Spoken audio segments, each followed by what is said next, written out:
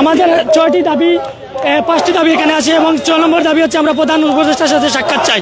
আমাদের পুনর্বাসন এবং আমাদের নয়নটি এবং যারা ওইখানে দূষণরা আমাদেরকে ফাঁসিয়েছিল তাদের বিচার এবং ক্ষতিগ্রস্ত প্রবাসীদের জন্য ফাউন্ডেশন গঠন করতে হবে, চলমান গ্রেফতার প্রক্রিয়া বন্ধ করতে হবে এবং এই 5টি দাবি নিয়ে 6 নম্বর দাবি হচ্ছে আমাদের প্রধান দাবি হচ্ছে প্রধান উপদেষ্টার সাথে সাক্ষাৎ। আমরা প্রবাসীরা যখন ফিরে আসি তখন ডক্টর আসিফ নজরুল স্যার ওয়াদা করেছিলেন আমাদেরকে, উনি আমাদের সাথে বসবেন, উনি আমাদের দাবিগুলো আমাদের পুনর্বাসন করবেন। উনি কিছুই করেন নাই, উনি আমাদের সাথে প্রতারণা করেছেন, উনি আমাদের সাথে বসেন নাই। তাই আমরা সরাসরি প্রধান উপদেষ্টার সাক্ষাতে আজ আমরা প্রবাসীরা ঐক্যবদ্ধ হয়ে আজ আমরা রাজপথে নামেছি।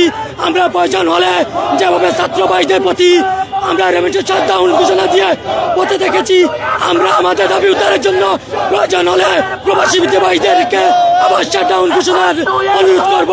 তাই বলে আমার